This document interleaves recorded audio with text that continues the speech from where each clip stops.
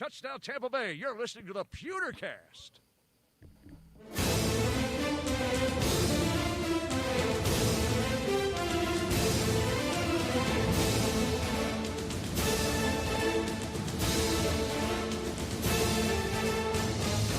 Welcome to the Pewtercast. I am Brent Allen, your host, here for our midweek show, joined as always by my good friend Ren, the man with the plan, Daxed. Ren, It's a beautiful Wednesday night. The Rays are currently playing Game 2 of the World Series, trying to bring it back to 1-1 on the series. How you doing tonight, my friend? I'm doing good, and we're looking for the people that want to, I don't know, like listen to the game on the radio, then watch us on YouTube, or listen to us on YouTube and watch the game on, like. Or they can do what I'm doing, where they could watch us here, and then I've got the game up on the TV right over there, just on mute. So there you go. Do it that way. All right. So if you're in chat, then do that. But go. All the people that have listened to this coming up and decided to watch Game 2 of the World Series instead of spend it with us, you should have put your TV on mute and then come with us. Well, that would be to all those who are listening to this later on the podcast feed. Yeah. Thousands and thousands of you guys that will be doing that. And even the thousands of you ran our post-Packers game show on YouTube, and actually even on the podcast stream, both of them have blown up. Yep. Amazing, which is awesome because that was our best produced episode. Crystal clear sound. Yeah, right. Was amazing the whole way through.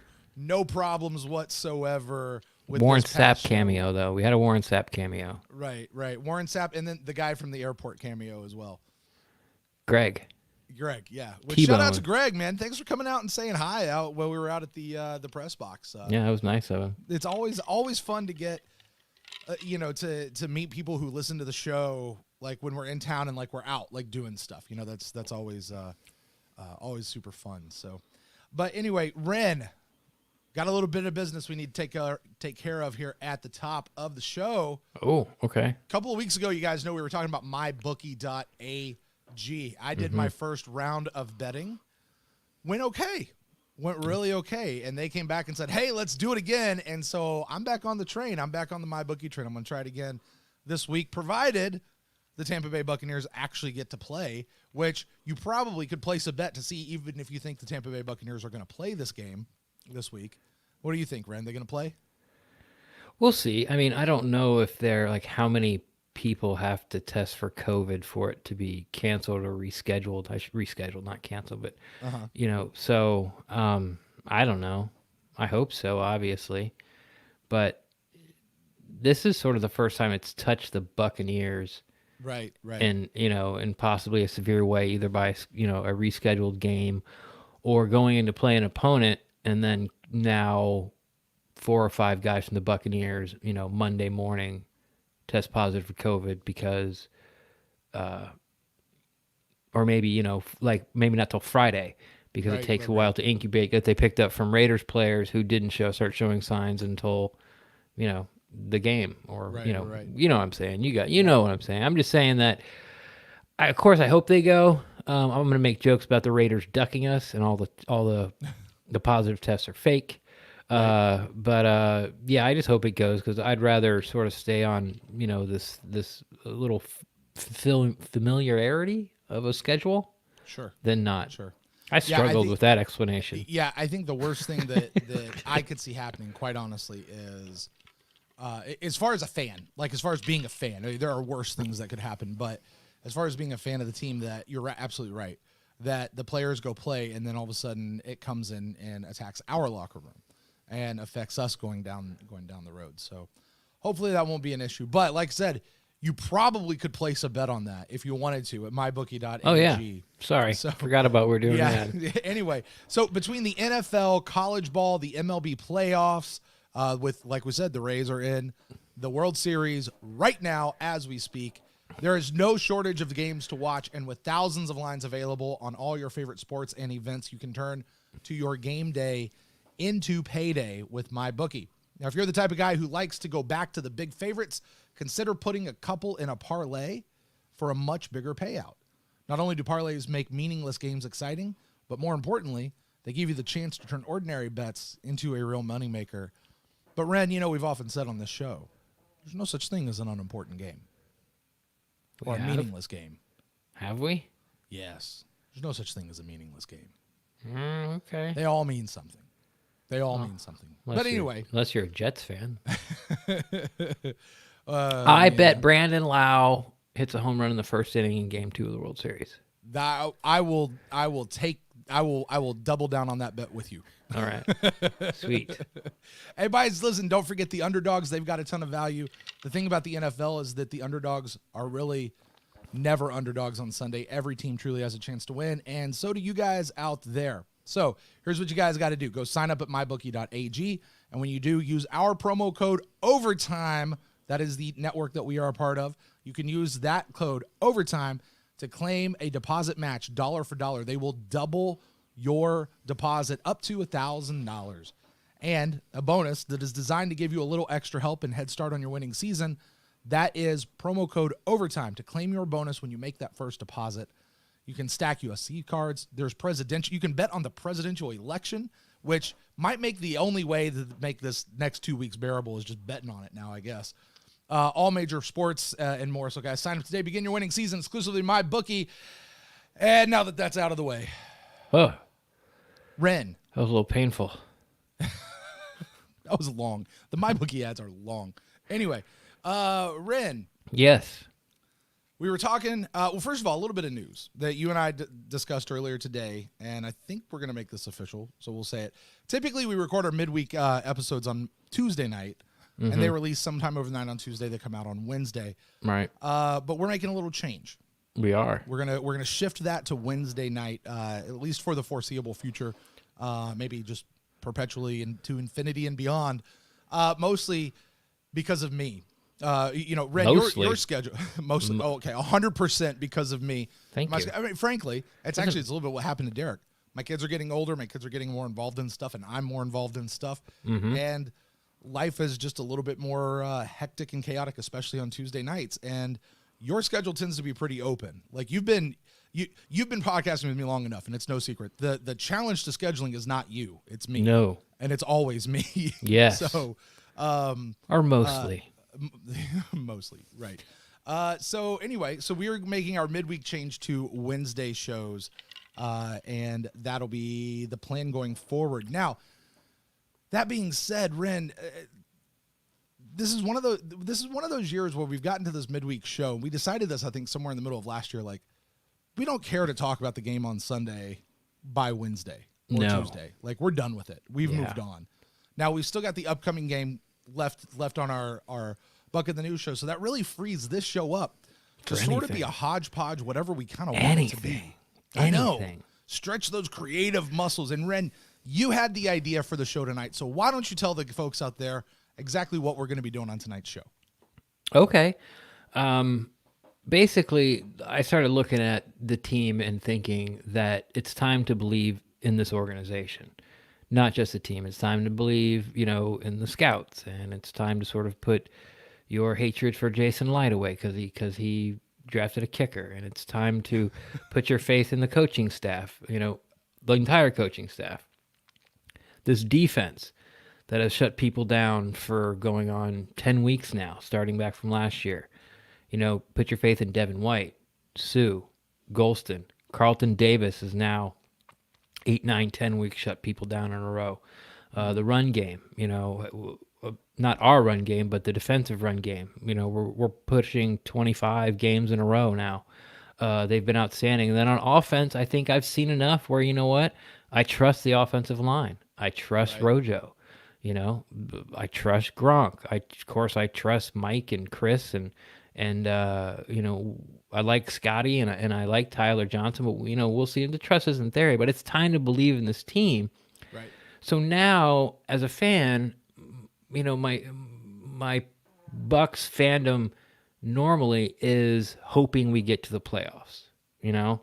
Like, we could do this and do that, and look at the, we can go, like, I'm thinking like 10-6, and really you're 10. Okay, you're gonna go 7-9. But now with this team and the core that Jason Light and his staff have and BA and Todd Bowles, some too, I'm sure, have put together.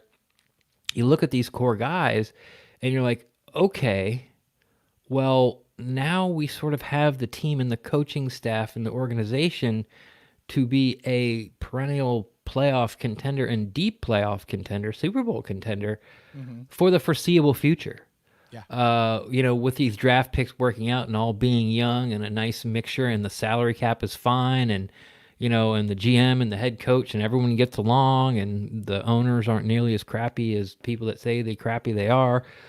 So it's time to sort of start looking into the future to what this team can be. And I've had a couple people DM me talking about, what do you think about these next 3 games? Because they're all in prime time. Right. So they're kind of lumping them together. Well, I just took the next step. I go, okay, well, I guess the next logical step would be, since this show we can do kind of whatever we want. It's like, okay, so let's think of this 2 years down the road. And basically what I'm trying to say is like, no Gronk, no Brady, no Shady McCoy, like 2022. Right. Who are the 10 guys that you need on this roster to continue the success that has been built starting from last year, continued on, trended through this year, and and it's rushing forward? Like, who are the 10 guys in order? You have to rank them in order. You can't just pick 10 guys. You got to pick, the most important to you and the least important to you of the 10. And we're going to name them and discuss them, and hopefully the people in chat will join with us, and we'll get some good conversation, a little debate going back and forth here. I like it. I gotta admit, and you and I actually we hopped on. We don't normally talk a whole lot over the phone during the week. No. But we hopped on because I was like, isn't this really one of those shows we saved for the off season? Because it's there's a lot of season left. Brady's got a whole nother thing, and the more you talked about it, the more I was like, actually, I really get that as we look at what it is. I think the phrase I used earlier was what it is to build a dynasty. What are these guys that we're building the team around going forward? And frankly, who are the core players? Yeah, exactly. And those are the people we're looking at mostly right now. And it was an interesting exercise because you go through it and you go, okay, well, that guy's actually not going to be here in a couple of years. Right. So I can't put him in there. Are you going to put Sue in there? Yeah, he's in great shape. Exactly. But 2 years from now, that means he's got to play this year and next year and then be around. Yeah, and there's another one like Levante David. We all love Levante David. But let's face it, he's in the latter part of his career. Hey, he's like 30, 31. Yeah, does he have another 4-year contract in him? Maybe. I don't know. But we know that he's up. Are they going to give him that?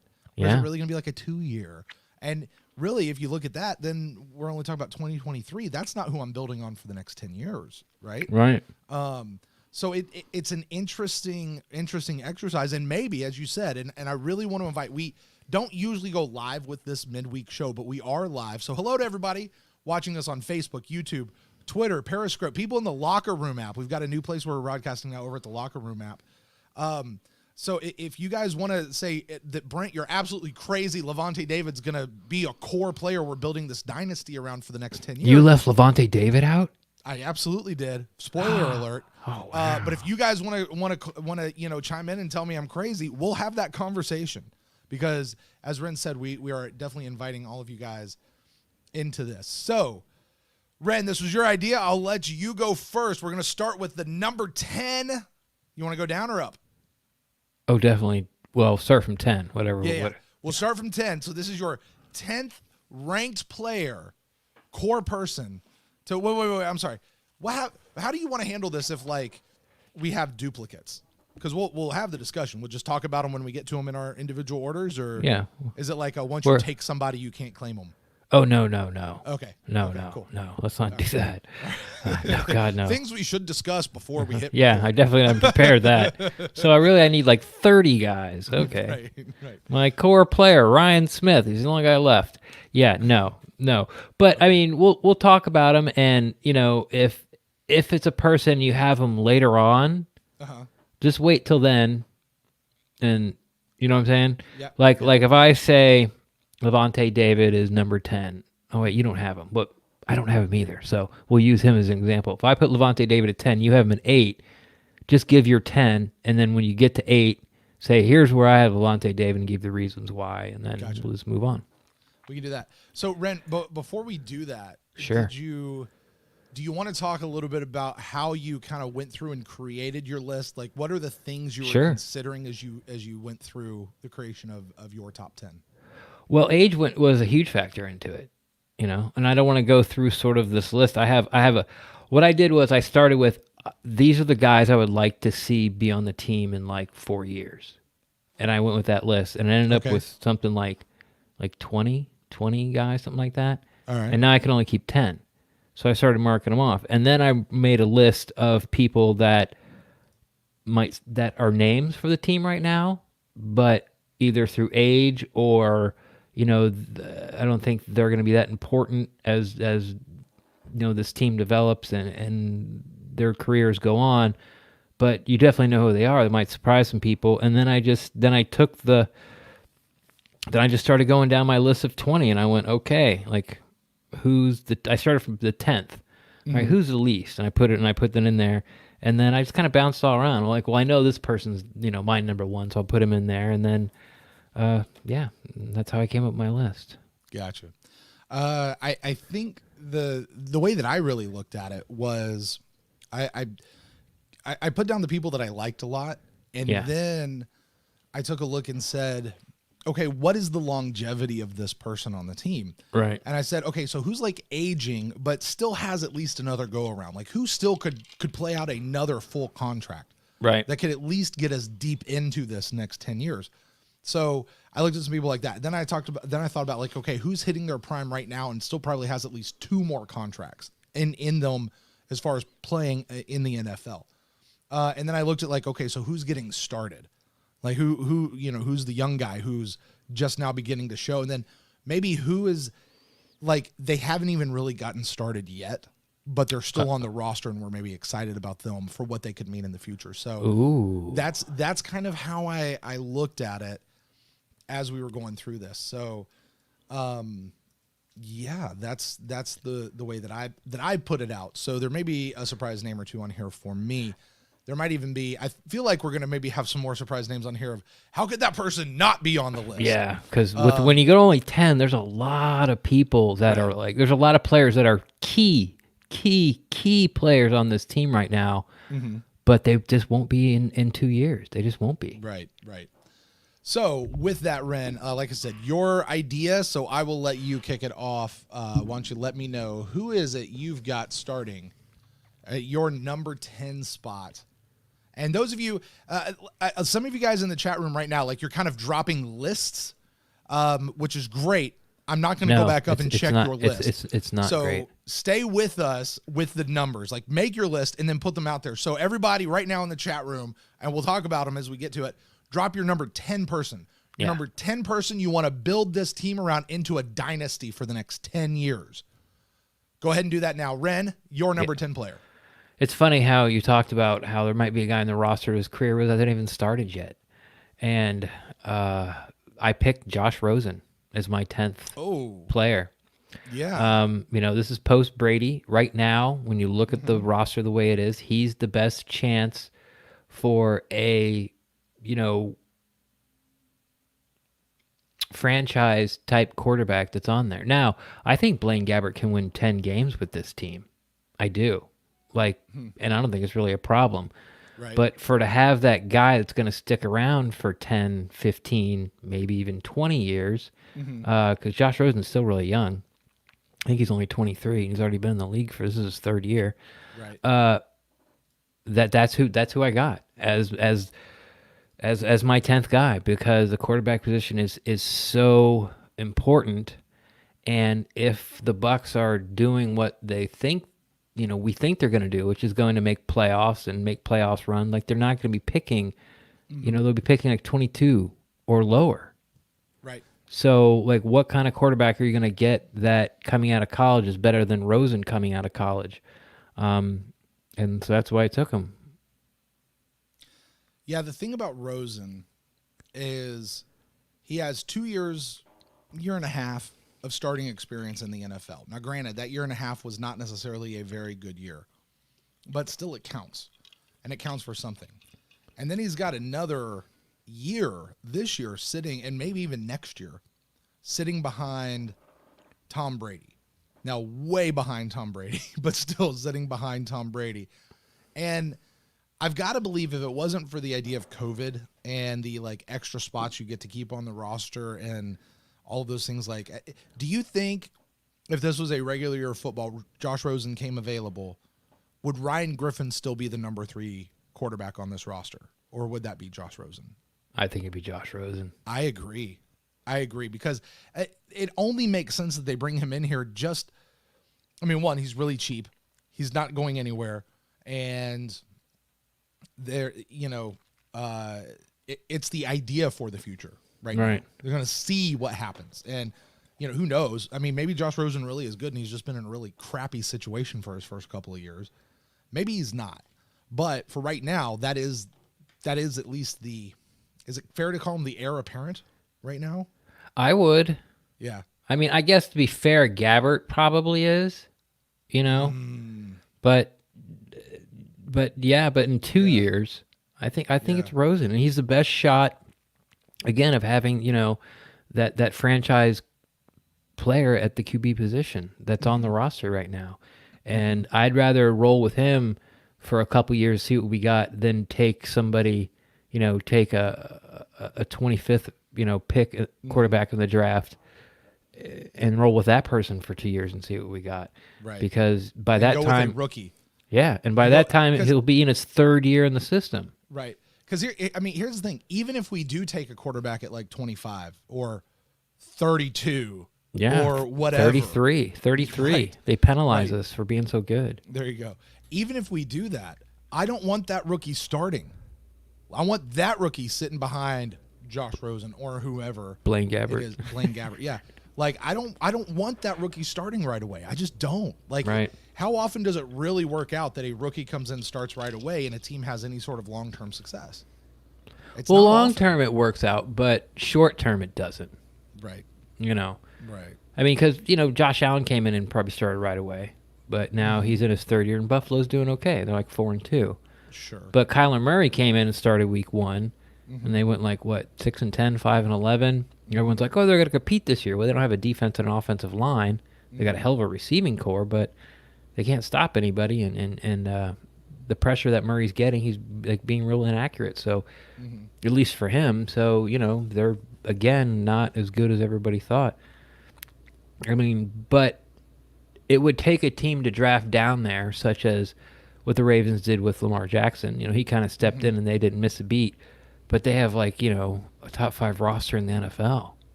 So, but yeah, short term, it doesn't work out well. You can look at Rosen; it's happened twice. You can look at Darnold with the Jets.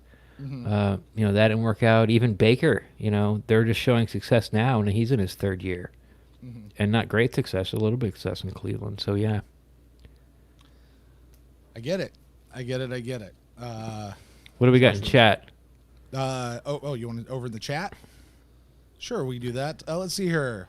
Ty T says O.J. Howard at number 10 on his list. I had Howard at 10 at one point. Yeah.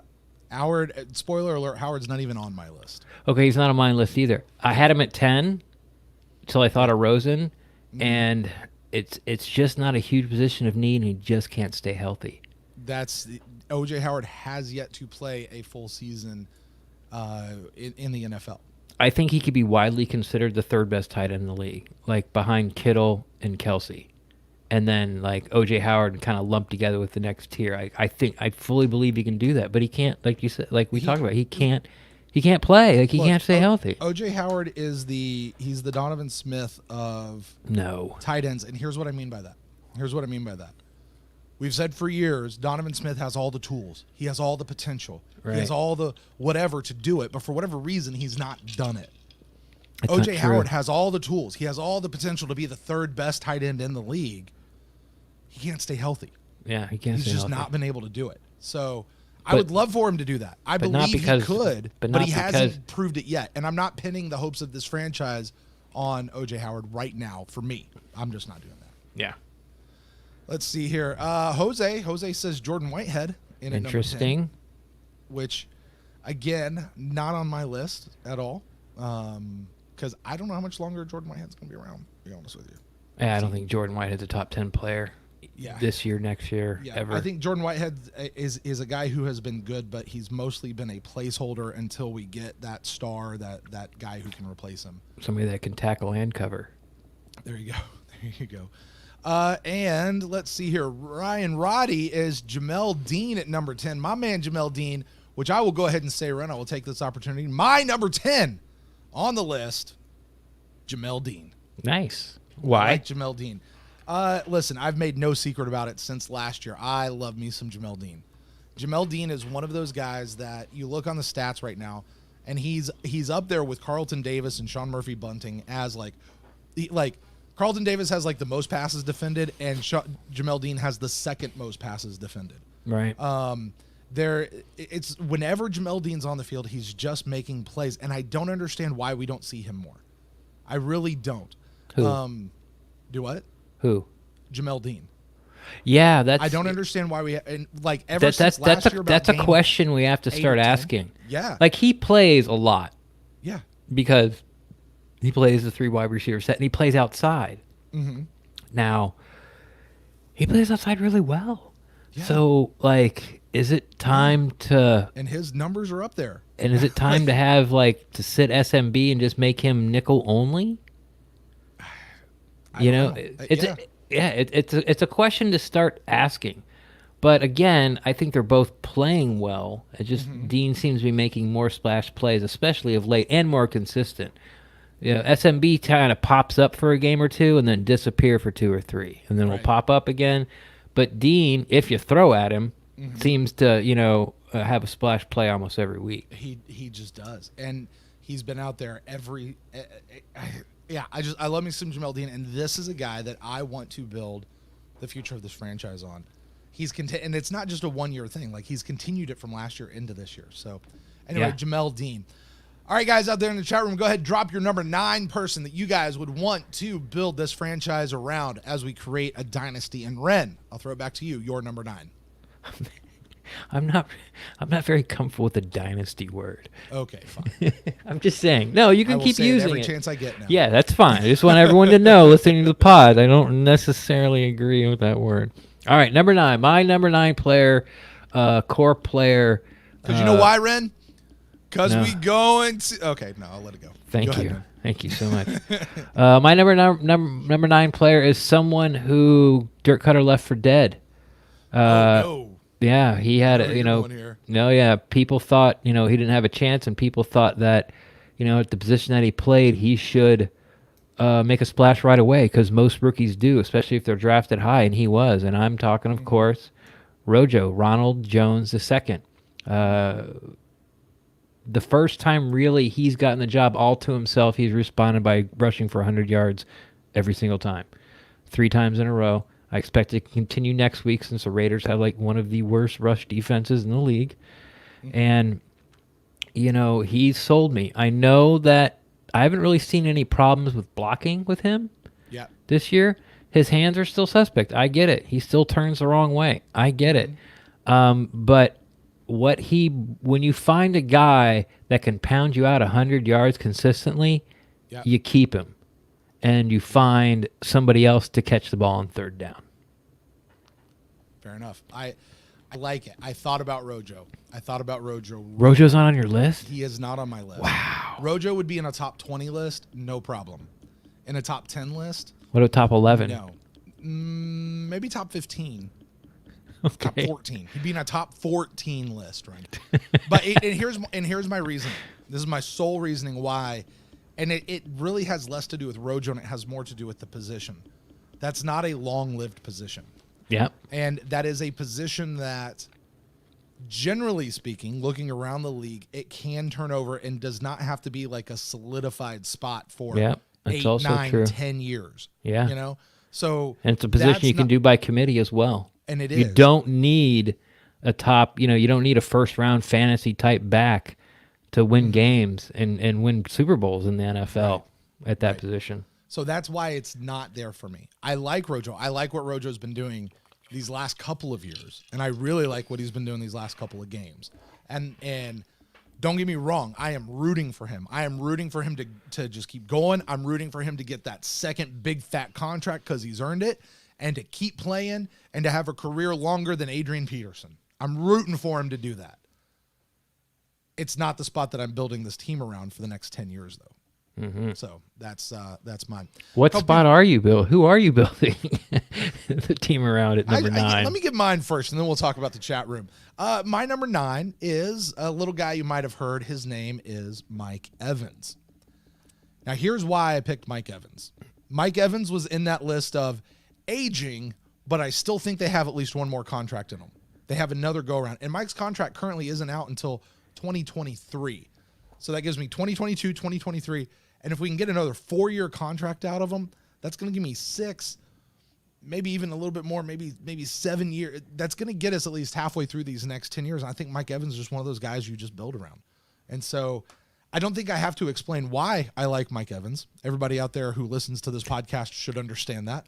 But that is my reasoning for putting him here. However, he's not higher on the list because of his age, because of where he is in his career. He's not on my list at all. I understand. He's not on my list at all.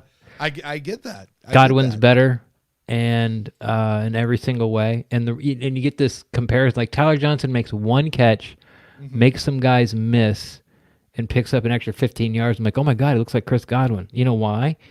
Because he doesn't look like a fish riding a unicycle, running with the ball in open field, and he makes people tackle you. 2 things Mike Evans doesn't do. Mike Evans doesn't do it. Catch radius, great. Catch contest, great. Route running, fine. Hands, good. Team leader, yes. Like everything Mike does top tier, but he's nowhere close to top tier in running with the ball in open field and getting yak. He's not. And that's why he didn't make my list at all. I get it. And look, Brian has a really great point. Mike is kind of injury prone at age 27. But he always plays. That was going to be my retort to that. He always still plays though. And we'll see where he goes. So Brent, I understand what you're saying. I really do. I really, really do. At some point you need an elder statesman on your team as you're moving forward. And I think Mike can be that guy. You remember like the way like Rondé was, or the way even like a Derek Brooks, like maybe even the way like Tom Brady is right now. I can't say that Gronk is an elder statesman, just elder. Right? Like you need those kind of guys going forward. And I think Mike Evans could be that. But I will tell you, he is the only one of the old guys that I have on my list. Although I had another one that probably would be like 12 or 13. Yeah. Well, I guess never mind. I was thinking about like you put Mike Evans on, but you left Lavonte David off. But Lavonte David he's got another 2 or 3, maybe even 4 years on Evans. So yeah, I get it. I get it. Yeah. And I don't think Lavonte's contract is out this year. And if we get him for another 2 years, I think that's probably the max we're really looking at, 2, maybe 3. What did Chat have for number 9? Chat had Antoine Winfield over there, which good pick, a little low to me, but 9. Wow, Brent's got him higher than 9. Yeah, let's see here. CD3, Carlton Davis III was in there. Marpet, look, I almost put Marpet on there for the exact same reasons that I said Mike Evans. Marpet has 1 year. He's 1 year younger than Mike Evans. I don't know in age, but as far as years he's played in the league. Right. I think he's got a whole nother contract in him, though. I really do. And, hey, he just restructured his contract. Isn't he such a swell guy? Yeah. Such a swell guy. Here's $4 million that we owe you. We're going to give you now. Right. We're going to borrow it against your future contract. What a sacrifice. What a guy. Let's see here. There's one for O.J. Howard coming back in. We've already talked about him. Wirfs coming in here, bringing up number 9. Let's see here. Frank G. double dipping, saying Vita Vea. Frank, you got to go with somebody, man. Give me Marpet and Vita both at number 9. He updated. So he updated. There you go. AJ say that I'm stealing all this stuff. So sheesh. Anyway. All right, Bren, who do you got for number 8 moving forward? Number 8, I have someone who you have very high on your list, apparently. I have the Rook, the do-it-all safety, the nickel corner, the box safety, the sideline center field safety, Antoine Winfield, playing. The obvious reasons: he's very young, he's very good. The end. Does it concern you that his last 2 games have been very quiet? No, because this isn't baseball or basketball. He doesn't get to touch the ball, and it wasn't quiet. He flipped the guy, down there near the goal line. Running back came in, he filled the hole and flipped him, and he read a tight end cross and jumped the route and should have had an interception and went right through his arms. So no, I do not. I am not worried at all. How could you possibly put future Ring of Honor Antoine Winfield Jr. so low in your list, Ren? Because the other guys are. Because you'll see. You'll see. Fair enough. Those of you over in the chat room, go ahead and drop your number 8. My number 8 is a guy that I'm putting in the category of hitting their prime with lots of years left, which I think means at least 2 contracts left. And that's assuming that this guy plays like JPP has played. But I've got Shaq out of the building. Shaq Barrett has sack leader last year, and this year he's like the pressure leader or something like that I was reading. He's like 4th in the league or 3rd in the league in pressures. Yeah, he's doing his job. It's just, for whatever reason, not getting home as much this year. But people are keying in on him this year as well. But Shaq Barrett is my guy that I think Shaq's a guy that you want to keep, you want to build around. And he's coming off of, Shaq's his own guy, but he's got Von Miller coming in one ear. He's got JPP on another ear. Talking about 2 fantastic mentors that he can then carry that through and be somebody who can really lead this defense from that sort of leadership standpoint. I think Shaq Barrett. I think he's a shoe-in for an eventual captain for the Tampa Bay Buccaneers. I don't have Shaq Barrett on my list at all. Yeah. Did you even consider him? Of course I did. Okay. In the initial list, everyone you said yeah, of course I considered him, except for people like age, like Gronk. I never considered. Right. Tom Brady, I never considered. Right. So there's some other guys in there too, but I don't want to spoil it for anyone. Lamar Dotson. You didn't consider Yeah. Lamar Dotson. Oh, come back from Denver, please. Yeah. So, and here's the reason why Shaq Barrett is because in Todd Bowles' defense, pressure comes from everywhere. And I think you can find a player that fits the mold and has the traits that a Shaq Barrett and a JPP have. I'm not saying you can't be that player, but I think, Anthony Miller, if he got as many snaps as Shaq. You mean Nelson? Anthony Nelson? Yes, sorry. Anthony Nelson could have pretty comparable numbers. Now, I'm not, oh my God, you're saying that Shaq is Anthony Nelson's better than Shaq? No, and I'm not really saying they're close either. I'm just saying that Todd Bowles can manipulate, with his defense, it can manipulate those numbers. Plus, it seems like edge, to me, in college, is becoming like the new linebacker. What I always say about linebacker, you can find them anywhere. And I think edge guys that are like 6'4" or higher with great bend, long arms, and can run like a deer, I think every year more and more of these guys are coming out of college, and you can find them and plug them into a Todd Bowles defense. And the final thing, Shaq Barrett's like 28. Is he really that old? So he'll be like 30. Yeah. And not that he can't play at a high level, but, he was just from... I like Shaq Barrett a lot, and I think he's doing his job, and I'm not mad at him. I just don't even see him as a core piece of this defense. Yeah. I want him there. For sure, but if you said you got to take 5 guys out of this defense to keep for next year, Shaq's not one of them.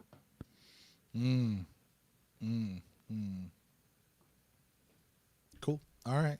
Before anyone sends Ren any nasty emails or slides in his DMs, or agrees with me, Shaq Barrett is only 27, but he will turn 28 in about 3 weeks. Oh, okay. Yeah, don't agree with me on that then, on his age. Yeah. He'll turn 28 in 3 weeks. So he'll be 30. Like I said, he'll be 30.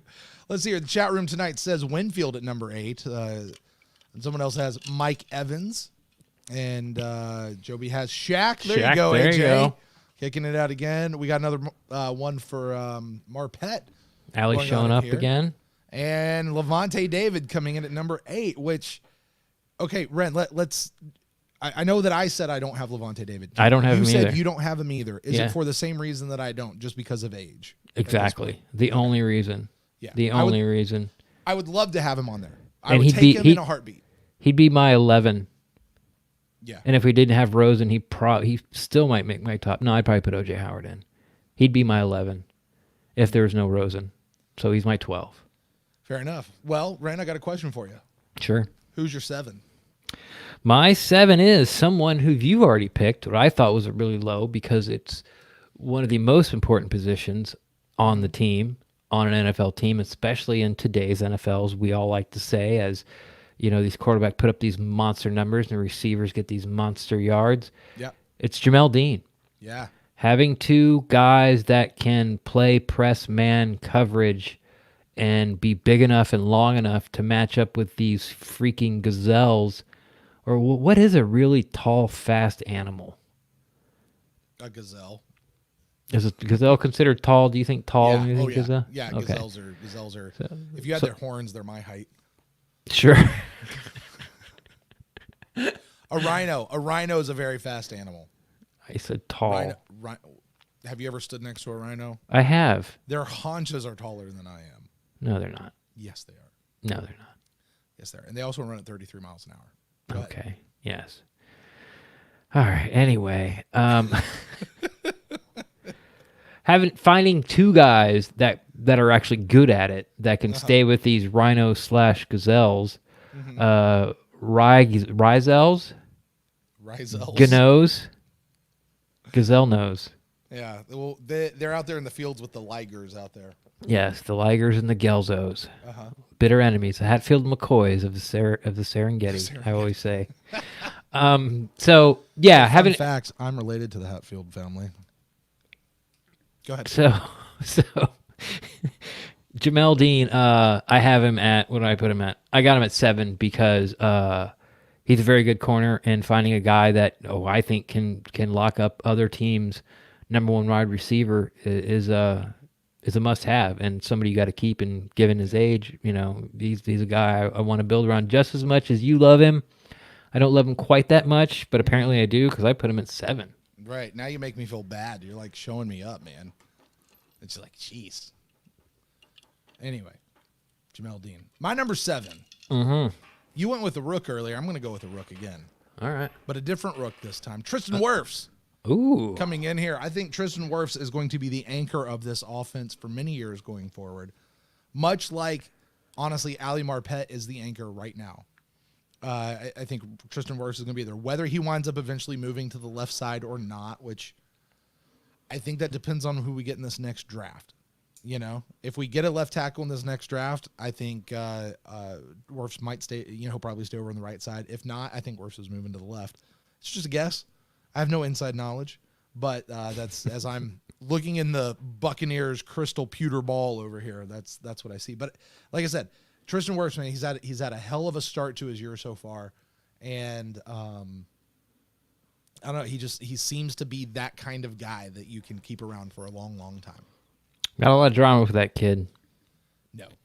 Did you listen to him when he was on Salty Dogs podcast? No. Why? It's because it's hilarious. So they're on a Zoom call, right? And he's actually at home. I think it was a day off where they got to talk to him. You can't see it, obviously. It's just an audio podcast, but right. They're asking him, like, what's, that question you ask all rookies, especially ones that are drafted early. What's that, purchase? What's that big purchase? The thing that you like? And he went and he said that it's a dish soap dispenser. Like it's you fill it one with. That has like the sponge on the end. And you I don't know. I couldn't see it. And they didn't like 3 of those in my house. That's awesome. Yeah, but he was really excited about that. And then he goes, "Oh wait, no." He got up, went and grabbed it, and brought it to show it to him, and it was like showing it off, and it was a tea kettle. And he was all like, he's like, "Yeah, this is pretty fancy." He's like, "Got this thing, I like tea. I drink a lot of tea." And and they're like, they're like, what did you buy? And it's like, "Oh yeah, I got my Maserati," or it's like, "I bought my first house," or I got this diamond encrusted pendant with my number on it. No, what's your favorite thing you've bought so far? A dish soap dispenser? No, wait. Lie. It's a tea kettle. That sounds like one step above Ali Marpet. Ali Marpet's like, I haven't bought anything. Yeah, He's like, I bought a tea kettle and a soap dish dispenser.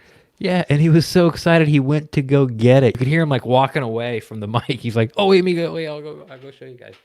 I thought that was hilarious. But yeah, worth. You guys make sure you check that out. Our friend Scott Smith and Jeff Ryan over there at the Salty Dogs podcast. You guys find that wherever you get your podcast. Yeah, so I'm all down with worse. He's on my list. Obviously, I have her a little higher than 7. Anything interesting in chat? Yeah. We had, let's see here. Let me make sure I'm not, there we go. We got another one from Marpet. And again, Marpet's like my number 11, you know? Let's see here. You didn't have Marpet on? You're the one who. I know. I love He's my favorite player on the team right now. He's he's the only active player that I have a jersey for in my closet down there. You haven't I thought you said Marpet. No. Okay. No, I don't have Marpet on my list. Wow. He'd be like my number 11. Sure. Let's see here. Tai T says Vita Vea. Mm-hmm. We may or may not talk about him coming up. Let's see here. Here's a guy we've not talked about, and I'm sure is not going to be on any of our list anywhere. Chris Godwin. Yeah, he's terrible. Overrated. I can't believe he's there. So, all right, Ren. Yep. Number 6. Let's moving on. Who do you got? Number 6. You're building your team around. Oh well, the guy apparently is not good enough for you, Ali Marpet. I got him at 6. I love it. I know he plays not a premium position like a tackle position, which, by the way, for me in today's NFL, left tackle, right tackle, it's really not much difference from the guy that you're facing because teams flip-flop them all the time. The Bucs do it. The Saints do it. Everybody flip-flops their best pass rusher, moves them around. Mm-hmm. So your right tackle is going to face just as much as your left tackle. The left tackle gets a tiny bit of an edge because most quarterbacks are right-handed. So you got that blind side. So you got the blind side. But besides, but saying like, oh, you have to go up against the best athletes, like the 32, best pass rushers in the entire world for 60 plays straight, it's just not true. It's not true anymore. So I don't know why I won that rant. But Ali Marpet is playing. I bet. Why did you go on that rant? Ali Marpet is playing such good football right now.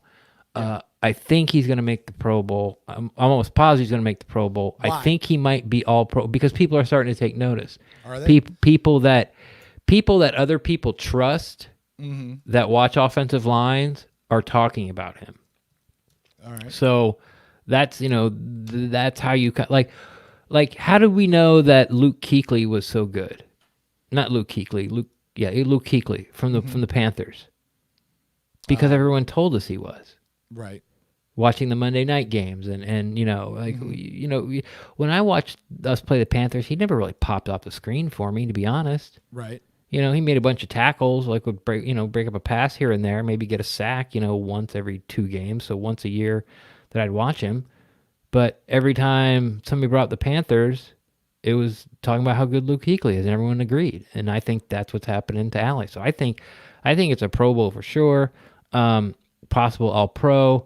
And I think he's playing at a high level. And, the big uglies in the middle, man, it's just not about the edge and the tackles. Again, in today's NFL, like you got to. So I'm gonna push back because we got to go through this exercise because this is what we do here. Okay. Yeah. Last year, the Pro Bowlers, the NFC guard Pro Bowlers. Sure. So Ali Marpet's got to take one of these guys out in order to get. I agree with you. I think he should be there. Just who's he going to replace? Zach Martin. Yeah, he's done. He's hurt. All Next. right. Thank you. That was fun. No, great. So that opens up a spot. Brandon Brooks. Don't know him. Is that from the Eagles? Yeah, he was on the Eagles. He's probably hurt. Trey Turner in Carolina. Okay. And Larry Warford in New Orleans. Okay. And those are the 3 because you only get 3 guards, right? Well, you get 4, but yeah, 4. So you get 4. Yeah, you get 4 guards. Yeah. So you've already given me Zach Martin's gone, right? So that opens up a spot, right? Yeah. Yeah. So that's go through the. And I think I would, and I can't say for sure, but I think Brooks is hurt because everyone on the Eagles' offensive line is hurt. Right. But I wasn't Trey Turner. I think Trey Turner was hurt at least when we played them back in like week 2. I don't know if he's like season hurt or whatever. The voodoo curse worked, man. There you go. There you go. So anyway, bottom line, there is a spot opened up on the Pro Bowl roster because we know how often those things repeat themselves. I like it. I like Ali Marpet. Listen, and if anybody wants to discount what that role is, I will just remind people what this offensive looked like when we had Logan Mankins a bunch of years ago playing left guard. I'm sorry, Logan Mankins. Yeah, there you go. He just did the thing. I know. Let's save that for the end, Rand. We talked about this. I'll do it again. All right. You better. Don't. I can't go there. Continue. Yes, please. No, but listen. That's a. Yes. I love Ali, and he is definitely a guy that I want to build around. In a top 10 list, somebody's got to be number 11, and that is it for me with Ali. We're going to get to some guys. Some of the guys you put in, we're going to get to some guys that I'm just like, you got to have some guys up there. I'm just like, what? What? Well, we'll talk about it. Let's see here. Jamel Dean coming in at number 6. Oh, go ahead. You haven't give your 6 yet. Oh, I haven't? No. Vita Vea, number 6. Nice. Vita Vea, assuming he's coming back. Look, Vita Vea is he's the center of that defensive line, right? Yep. I mean, he is the guy that you literally build the defensive line around. And I know he was out, and I know it doesn't seem like we missed him a whole lot this last week, and hopefully going forward, we're not going to miss him a ton because let's keep shutting people down. But I still think Vita's a guy that's going to be around here for a long, long time. I think he's just now hitting his prime. He's just now hitting his stride, and he hasn't even peaked yet. Yeah. You know, he still has so much more left in him that he can give. And that's why Vita is a guy that I want to build my team around. And for me, he falls in at the number 6 category. He's above Tristan because he's got the experience on him. He's above Shaq a little bit for the reasons Shaq doesn't belong on the list. False. He absolutely belongs on the list, just not that high. Same thing with Mike Evans, belongs on the list, just not that high. And Jamel Dean, wow, I really would love it, but somebody's got to be number 10. Anyway. So, no, I'm with you. Like, Vita Vea is probably our best interior defensive lineman, and he's also our youngest interior defensive lineman. Looking forward, if you're saying, like, you know, looking past, like, starting at 2023 and beyond, Golson's probably not here. Like, he's in his 8th year. Sue's most definitely. Like, I'll talk about my bookie. Like, I'll make that bet. Yeah, Sue's looking to retire, you know, so, yeah. Yeah, I mean, he might be here the 3rd year just because he's having so much fun, or the team's really winning and he still thinks he can play, but he's not going to be here 4, 5.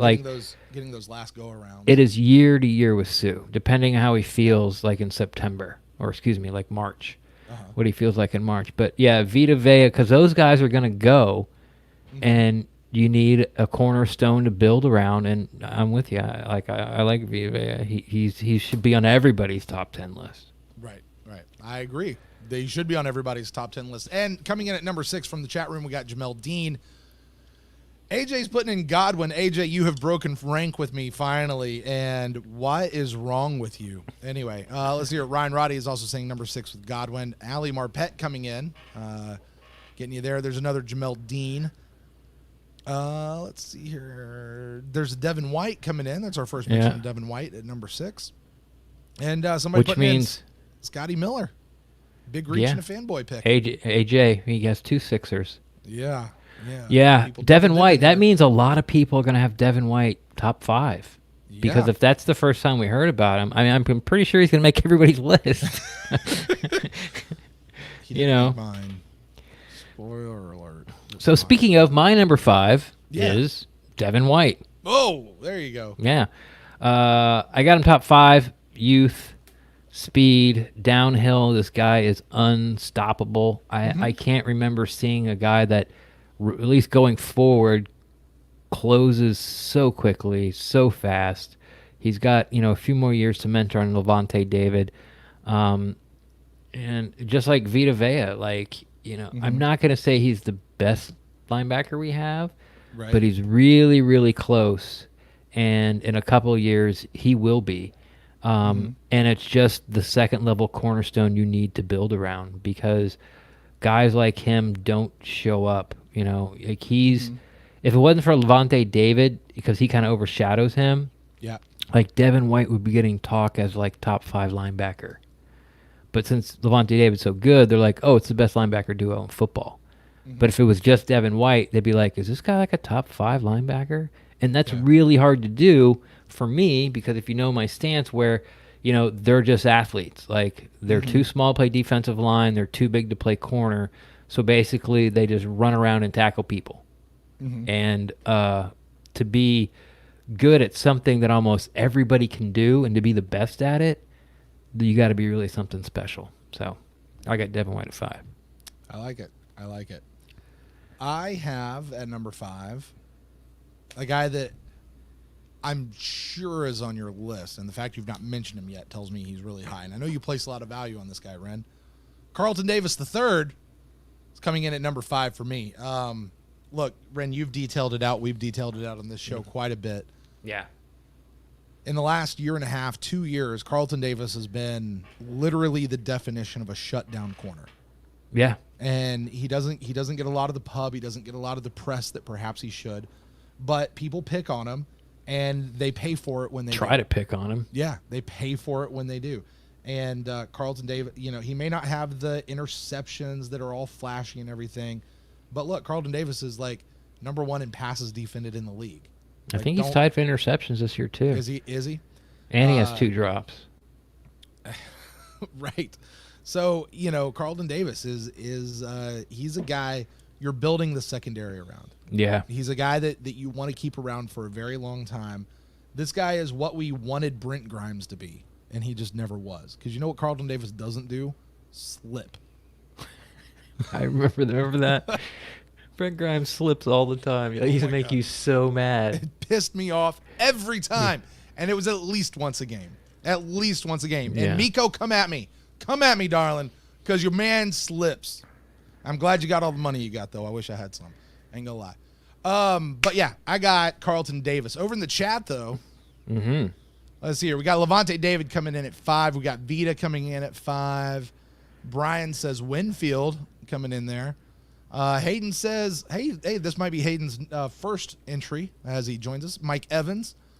Let's see here. Vita Vea getting another love. Somebody saying Justin Evans. Yeah. We'll see. It's a troll job. It's a troll job. Yeah. It's fine though. I mean, it was funny. Well, not hilarious, but it was worth typing. Yeah. I'll give him a thumbs up for typing. Good job. Amadeo Emilio, who's got green silhouette as a picture. Ren, number 4. What you got? Number 4. He's been mentioned a lot. He's your cornerstone of the interior defensive line. He's mine too. I just have him a little higher. And these are cornerstone players, like 5 and up are cornerstone players.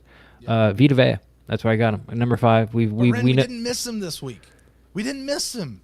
He was fine. We just didn't miss him. But I talked about it. All these guys that are on the defensive line right now are going to be gone. Right. In 2 years, Like Nacho's not going to be around, and if he is, who's better? Like Sue's going to be gone, Golson's going to be gone, and they're going to have to replace him with younger guys, and it's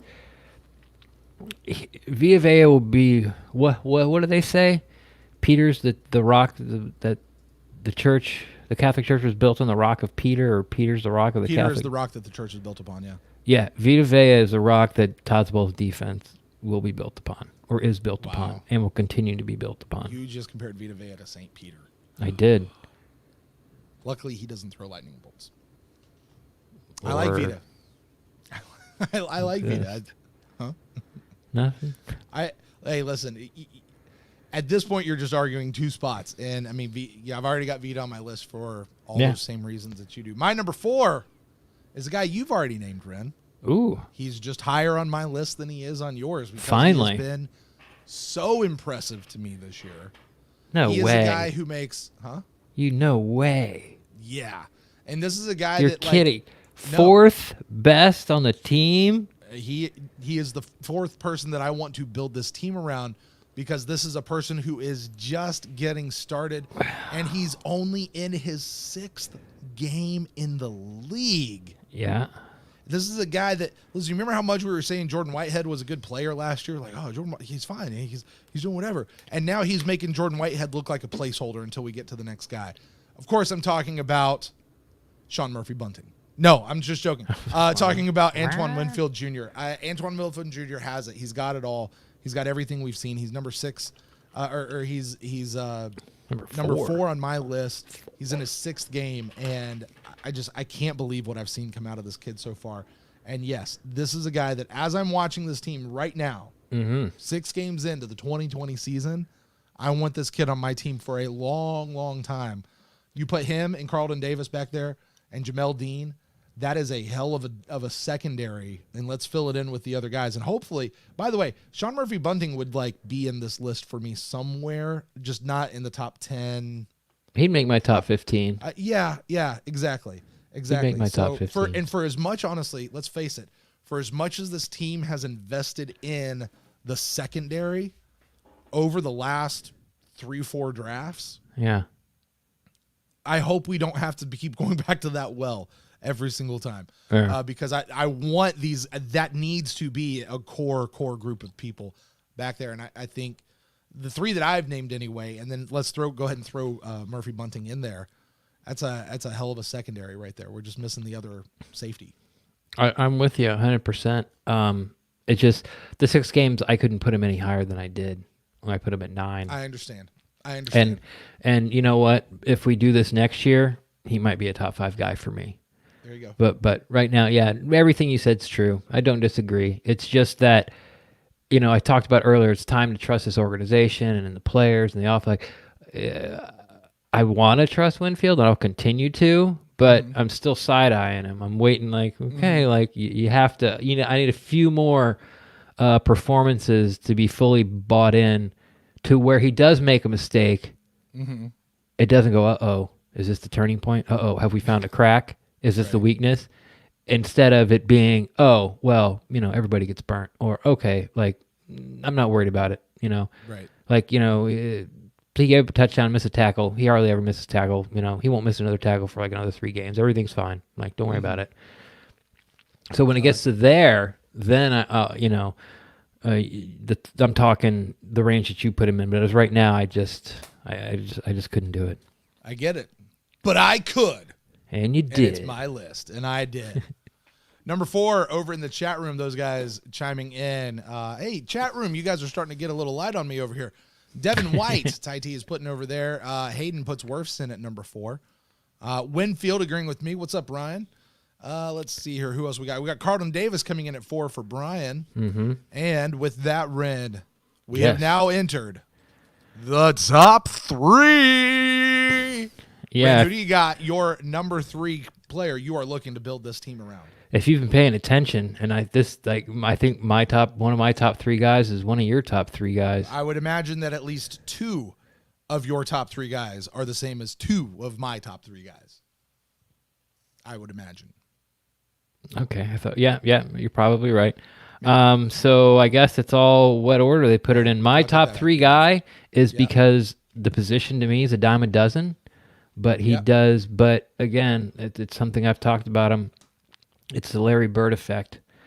People used to say about Larry Bird, he's not the best passer, he's not the best shooter, he's not the best defender, he's not obviously the best dribbler, he's definitely not the best good looking.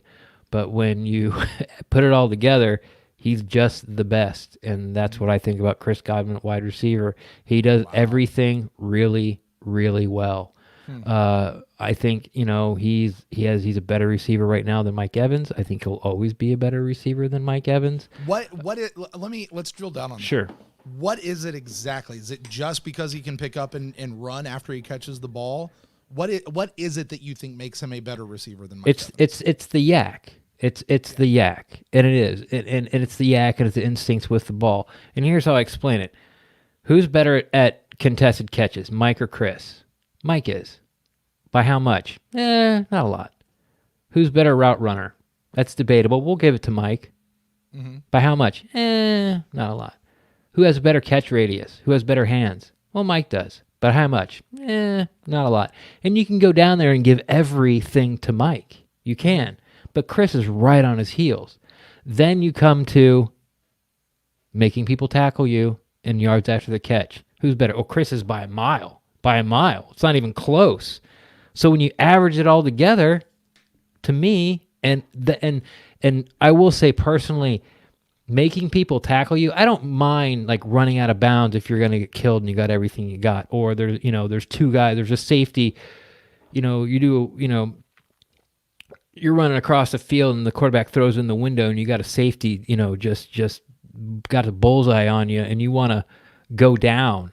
Like, okay, I get that. But Mike catches the ball, and I know he's been trying to fix it for the past 2 years, but he looks so awkward doing it. Mike would catch the ball and look for a place to land. Even when Mike had that big catch this year, I don't remember, I think it was the Carolina game where he was crossing. Brady just tossed it over the linebacker. He's all by himself. He was running, but he was like, he actually ran away from Scotty Miller at one point because he just saw a body and was trying to get away from him. He should have just split the safeties and see if he could score. But then when it gets to the point where he's corralled by the defense, he's not even running anymore. He's standing still now. And when the guy goes to tackle him, Mike's like giving distance, like trying to like basically make it not, I don't want to say not hurt, but he's trying not to get injured. So when the guy's going to tackle his legs, he's just sort of turning into a jellyfish to go down. So like, and I get it, like he's tall and gangly and he maybe had a sore knee or something, but this is something you've seen year after year after year after year. It's well, Chris Godwin, point, right? Yeah, where Chris Godwin catches the ball and he splits those safeties. And we saw him do it like in the Saints last year. Like this is what he does. And then we saw it, and that's why everyone's like, oh my God, that's Chris Godwin Jr. With Tyler Johnson, because he got the ball, put his head down, broke a tackle, and then got 10 more yards and made the team tackle him. Something Mike doesn't do. And I'm talking like, if Chris Godwin's 91, then Mike Evans is like 89 and a half. But given his age, given, he always shows up and plays hurt, which is something, Godwin doesn't, Godwin seems to sit out more. But when the game's on the line and if you throw short of the sticks, I'm throwing it to Godwin 11 times out of 10 because Mike ain't getting that yard. Look, here's the thing. I hear everything you're saying, and I think it is a right and worthy conversation among the Bucs fans anyway to start asking the question, hey, is Chris Godwin actually better than Mike Evans? Because what we had Mike Evans, and then Chris Godwin comes in, who was a 4th-round draft pick. And we were like, yeah, he could be really good. He could be really good. Oh, he's not going to be a slot. He's actually going to train to be the outside guy. Oh, wow, let's do that. And then, wow, we got 2 number 1 receivers. It's not number 1 and number 2. We got 2 number 1 receivers. Even Mike said that, right? But we're all kind of sitting there going, yeah, but it's still kind of Mike, right? Yeah. And Jameis would throw these balls, and basically Mike's like 8'9", and he would just throw it up high and put it where only Mike could get it because it was so high. Yeah, and he'd catch it. Chris Godwin's not that tall. No. They would throw it like at the bread basket where like 3 different people would get it, and Chris would be the one to come up with it like inexplicably. And then bounce off them and get like an extra, exactly, and get extra yards. So I do think that there really is something to be said for, is Chris actually a better receiver than Mike Evans? And while I don't necessarily need to hash that out right now, I think it's definitely something to be said. But regardless of that, I still want both Mike and Chris on this team. Yeah. As long as we can keep them around. I want them both. Well, as long as they're productive. Exactly. I want you on the team as long until I don't want you on the team anymore. I want you on the team until I don't anymore. Right. Exactly. All right, my number 3, Ren, I'm going with somebody that you have already named. And it is not Chris Godwin, because apparently I value Chris Godwin more than you do. Spoiler alert. But this is a guy you've already named, and this really comes down to more of a value of position. Okay. I'm going with Josh Rosen in number 3. Oh, my God. And, yeah. Absolutely. And you can yell at me all you want. I don't give a shit. Yeah, go ahead. That's fine. Boo. No, look. Smash F for fail in chat. Yeah, look. Well, here, hold on. I'm going to mute you for a minute. Look, here's the deal. The quarterback position is the position that you can unmute yourself. I did. The quarterback position is the position you build the team around, the whole team, not just the defense or the offense. You really build the whole team around the quarterback position. And when we're looking down the future, it's not Tom Brady, right? No. It's not Blaine Gabbert. It's not Ryan Griffin, there is no other quarterback on this team. So you could put a placeholder in there for future quarterback, but I'm not going to do that because we have Josh Rosen right now. Mm-hmm. Is Josh Rosen the quarterback of the future for the Tampa Bay Buccaneers? I don't know. I have no idea. I've never seen him even in red and pewter. You know, like I've never even seen him in his practice jersey.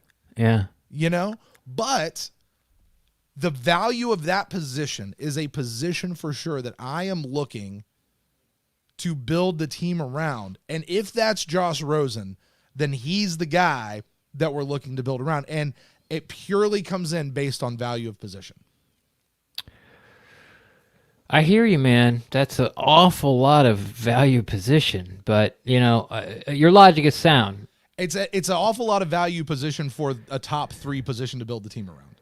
Yeah, especially. But, I mean, I get it. We've never seen the man. I get it. But that's the point. Like, you know, and you go by his track record. It's like he doesn't have a track record yet. Yes, he does. Not in Tampa. Yeah, but in the NFL, sure, I get it. Yeah. So I mean, I get it, and you know, tip of the hat for the bold move. I thought I was a bold move putting him at 10. God, when you said that, I was like, whoa, I've got him a little higher. Got him at 3. You should have just like, well, what do you know? I have him at 10 too. But yeah, okay, man. All right. That's all I got. Like, you know, I follow your logic, you know, and I get the positional need. I really do. And since, you know, this exercise is sort of built around, you know, 2022 and beyond, it's hard to say like, well, you know, this is a terrible pick because you put him 3rd, but if we're really not starting this list for another 2 years, you know, I think he should be in there for sure. Because of positional value, but 3 is really high for me. But again, like I'm not gonna, you know, yell and scream about it. All right, let's hear chat room. AJ saying Wirfs in at number 3. I like it. It's really high for me. Let's see here. Daniel, I'm not exactly sure who he's talking about here. He says double D, to which AJ says, "Hey Daniel, wrong place for the internet for that one. Not here. No Zoom call stuff going on in here, guys." Let's see here. Who else? I'm not sure if Brian's saying it, but he says Tyler broke at least 2 tackles. Let's see here. Come on, chat room, you guys. Oh, you guys missed number 3. We're moving on. I think that was about it. I think they got their own little conversation. Yeah, that's fine. Which is always fun. It's the show within the show. Somebody says something and it's like, whoa, what? And everyone jumps in. It's great. Exactly. They just totally did that. All right, Ren. Well, I will throw it over to you. Hey, chat room, if you guys want to join back the conversation that Ren and I are having, number 2s, go ahead and drop them down. If you like to pay attention to the stars of the show. Yeah. Brian's yelling at me. You missed me. Scroll back up. Vita Vea is his number 3. All right. Sorry, Brian. Ty says Chris Godwin. All right. I'm moving on. Number 2. Too late now, chat. Too late. All right. Here we go. Number 2. I've got someone everyone's mentioned. You mentioned premier position on the team. First year rookie, done outstanding. More like you could not ask for a better start or even hope for a better start for what this kid has done so far. I got Tristan Wirfs. You know, build the offensive line around this guy, him and Alley. You know, I had Jensen on my original list too. Yeah. Even though he's sort of halfway through his 2nd contract. Yeah, Tristan Wirfs is a very young piece that you can build this team around, and you can't say anything bad about the kid. I mean, you know, I have an electric tea kettle. I don't. I have. I don't either. One. I don't put either. Put it on the thing. Man, I kind of like you with me and Josh Rosen. The only thing I can argue with that. You're kidding. Only thing I can argue with you on that is placement. It seems a little high to me for a rookie on the offensive line where it is so dependent upon everything. But I get it. He's a cornerstone that you can build the team around. You can build that offensive line around for years and years and years to come. Like I said, much like you have Ali right now. So I like it. I like it. I really do. Number 2, Tristan Wirfs. My number 2. Yes.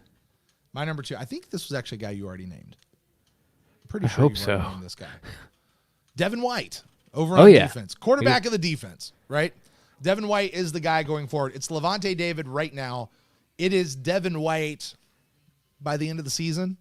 By next season? No. Next season, maybe? Devin White's the guy. And, Devin White. Is Levante David a vampire? Is that what the V stands for? Probably. LVD? Yeah. Levante Vampire David? Sure. Okay. Maybe Victoria. It's just one of those weird, like they gave him like a Boy named Sue. a family. Yeah, there you go. Family name. I knew one of those once. We have one on our team. But yeah, Devin White, guys. Look, Devin White is. What is he doing? Look, Devin White. Sorry, I was looking at the chat room for a second. Devin White's my guy at number 2. Again, he literally building the entire defense around him. Like he is in the center of everything, and they're literally, but also figuratively. This is a guy that's going to lead the team, and we were all told how much our last quarterback was such a leader and how everybody gravitated towards him. Right. I've seen it with Devin. Yeah. And that's no slight or shade to our former quarterback. But with Yes, Devin, it is. Huh? Yes, it is. And I'm here for it. I'm not giving slight or shade. I'm just saying with Devin, I have seen it and I have felt it. And Devin has been making plays. I think he's still making mistakes here and there like a sophomore should. Right. I don't think he has arrived yet. I think he's barely a sophomore. Didn't he miss like 4 games last year? So he's like this is really only like his 18th game. If you count it like that, if you count it by like per game, sure. But I couldn't go any lower with Devin White on my list. All right. Than the number 2 position. Yeah, quarterback of the defense. Literally. Yeah. All right, well, Hayden says his number 2 is the 2021 first-round QB, Zach Wilson. I don't even know who. I don't either. Do I? Yeah. Let's see here. Wirfs. Somebody's got Wirfs in at number 2. They also got Wirfs in at number 2. Wirfs in at number 2. We got White. Me and Ryan looking up there one more time. Jordan Greer. Come on, Jordan. Donovan is not number 2. We're not building around him. He is number 2. He plays like number 2. That's what I meant to say. Plays like my daughter's number 2. AJ, whatever Brent says, I said first. And then he's out. I'm out. Right. Oh, I'm sorry. Let me go back to Jordan. Jordan says number 2, Donovan's replacement. Oh. What Jordan did. Well played, Jordan. Well AJ played, Jordan. got in there between his. Yeah. Well played. I like that. Okay, you're forgiven, Jordan. Yeah. Let's see here. So that's it for number 2. Wow, they're already dropping in number 1. Chat room, drop in your number 1s. Ren. Yo. It has come to the big time. It is the big moment. If you've been paying attention, you might be able to guess who Ren's number 1 is right now. But Ren, tell us who you got. Number 1, the number 1 person you're building this team around for the next 10 years moving forward, because it is time to believe in the Tampa Bay Buccaneers. Do you want to bring up Ty T's answer there? Sure. Boom, nailed it. For those listening to the audio podcast later, I'm getting there. Hey, look at this. Look, guys. It's an audio show. Look at this. Hey, smell this. So he has Carlton Davis. Again, today's NFL about how it is so pass heavy, and you need guys that can shut down these Grizellos, Rizels. These gazelle receivers that are like 6'4" and have arms like albatrosses, and their waist starts at their armpit, and they're all legs, and they can eat up 7 yards in one stride. You need big, long corners to do that. You probably knew that I had Davis on my list because I put Jamel Dean at 7. Mm-hmm. So you knew Davis was somewhere coming up soon. Mm-hmm. And because it's not that I think the cornerback position is more important than the tackle position. It's not that I think the cornerback position, well, it is more important than the wide receiver. But sort of like my top 5 guys were White, Vea, Godwin, Worth, and Davis. And it's not necessarily that I think the cornerback is more important than interior defensive line or even someone who plays linebacker as well as White does. You can't find these guys. The rarity of being able to replace a true shutdown number one corner cannot be measured. It cannot. Just remember the years of Vernon and who's the guy? Who's the guy that slipped? Grimes. Yeah. Vernon and Grimes, and that's what we had. Remember, I'm ashamed to share a first name with that guy. You should be. And remember, like we talked about how good Judah J. Barima was playing. Like that's how bad our secondary was. And now the Raiders again this weekend. And now we got two guys that have shown they can shut down anybody, and they've proven it. And it's time to believe it. So, because of the rarity, be able to find someone who is top tier, number one, excel at that position. Top tier, like corners, there's like 4. I mean, like true top tier corners, and I think Davis is one. So, he takes my spot mostly off rarity than anything else. Interesting. I knew he was going to be on your list somewhere. I know how much of a fan you have been of Carlton Davis over the last season. 8 games from last season, so 14 games. I know how much of a fan you've really become of his. Turn on. I had no idea that you would place him at your number one, though. I didn't either when I started my list. Yeah, like I was like, I figured he'd be top 5. Did not even think he'd be in the top 3, honestly, for you, because I always do that in my head, like, well, what's Ren gonna say? Ren, I may have cheated on my number one. What does that mean? And if you call foul, that's okay, because I've got the actual real answer. Okay. We're talking about players to build this roster around. Top 10 most important guys, yeah. Yeah. Because the guy I really want to put in here, right, is Todd Bowles, defensive coordinator, coach of the Tampa Bay Buccaneers. Pulling a Brent. That's who I really want to put in here. Pulling a Brent. I don't like the question, so I'm just going to totally the rules and what we have said is players moving forward, so I'm going to keep it to players. But I can't get out of here without mentioning Todd Bowles and how important I think it is that we keep him around. And I really hope he does not leave to go become a head coach somewhere else next year. My number one's Chris Godwin. For all the reasons we've talked about, I've got Chris Godwin. He is the guy. You said it. You sent out a tweet. I've seen other people say it, and I believe it. The difference in this offense when Chris Godwin is not playing versus when he is on, Chris Godwin makes this offense go. I don't care who's throwing him the ball. Chris Godwin's the guy that I want him throwing the ball to. I love Mike Evans. Mike Evans is in the latter part of his career. I think he's got at least one more contract in him, and I want to keep him around. And I will reiterate that. I love everything that's happening over on the defense. But you win the game by scoring points. Chris Godwin's going to help us score points. And Chris Godwin is going to push things forward. I mean, we scored 38 points on the Packers, unanswered points on the Packers. Yeah. A lot of that due to the defense, and I'm giving them all credit that they deserve. Well, not. I mean, it was only so 31 of they scored 7 of them or 6, but we'll just say 7. And the other one, like the Bucs had to punch it in, so it wasn't like the Super Bowl exactly, but the defense obviously played outstanding. But I'm not going to take it away from the offense. They still had to drive the ball down the field. They scored 4 times in a row, 3 touchdowns and a field goal. I mean, even though the first touchdown was kind of a gimme from the 2, but right.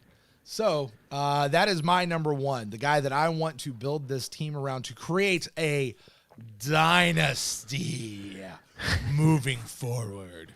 Todd Bowles is the best free agent pickup. That's not a free agent pickup. Let's just not use those words this time around. Let's not do that.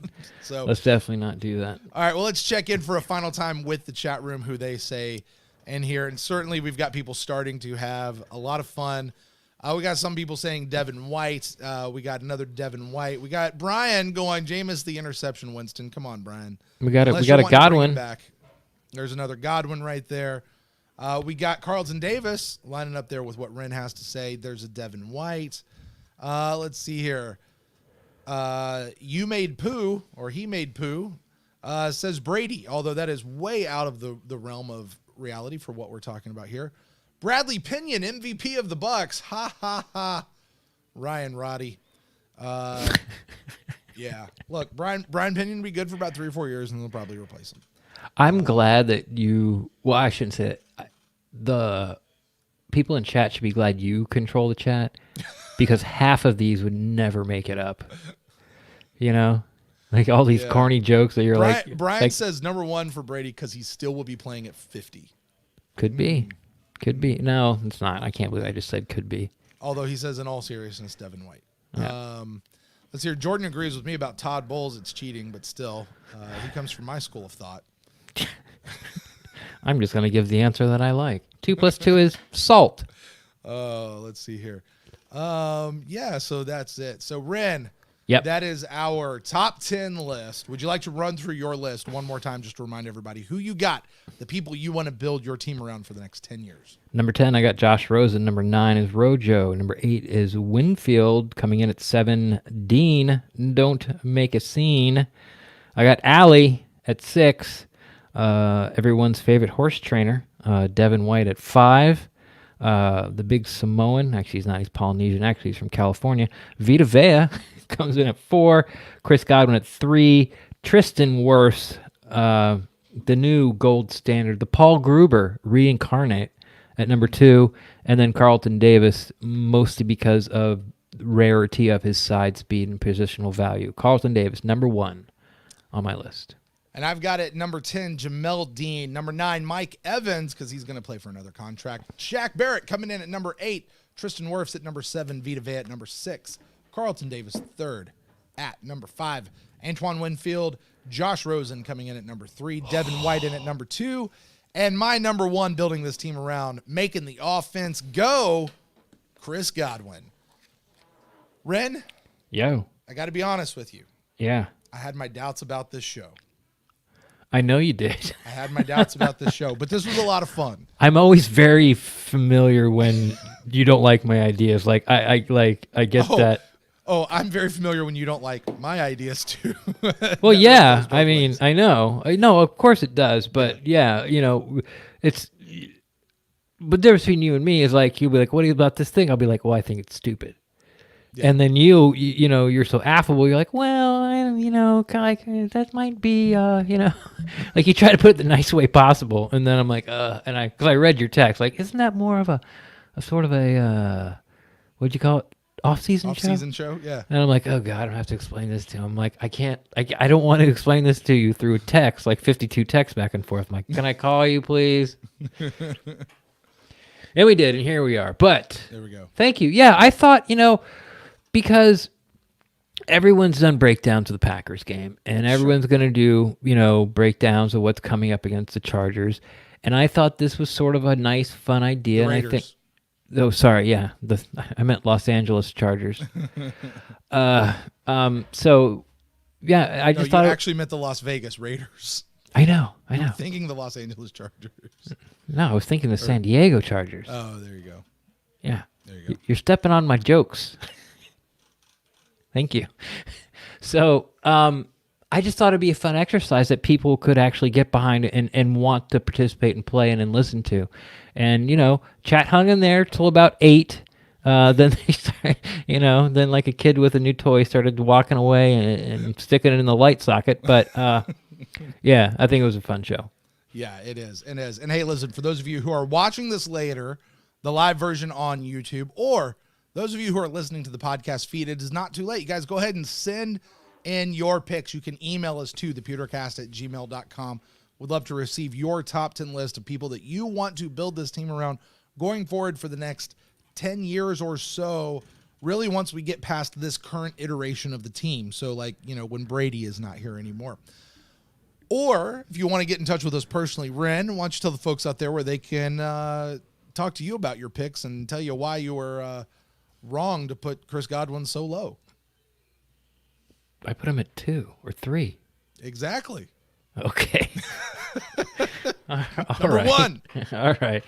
Best place to find me, of course, is on Twitter at Rendax, REN_DAXT. I'm always down to talk Buccaneers football. But If you think your tweet's too hot or you just don't want to put it out there in the Twitterverse, feel free to slide in my DMs and I'll talk Buccaneers football with there. Damn it. I don't think I've gotten it right this year once. With you there as well, too. Boom. DM, Twitter, @Rendax, _ somewhere in there. Capital R, capital D. The end. Bucs, go Bucs!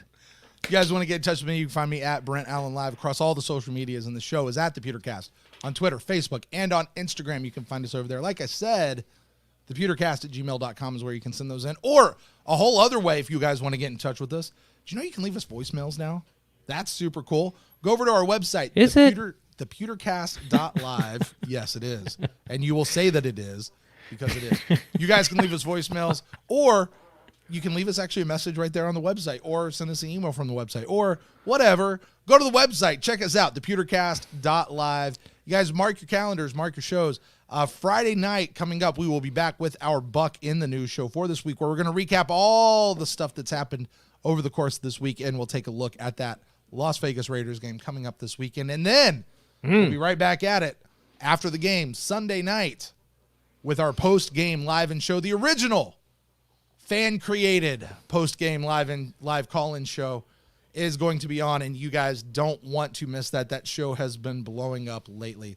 Ren, thanks so much for a great idea. Thanks to everybody who has joined us over in the chat room, contributed to the conversation, and that's going to do it. So we'll see you guys next time, and until then, go Bucs.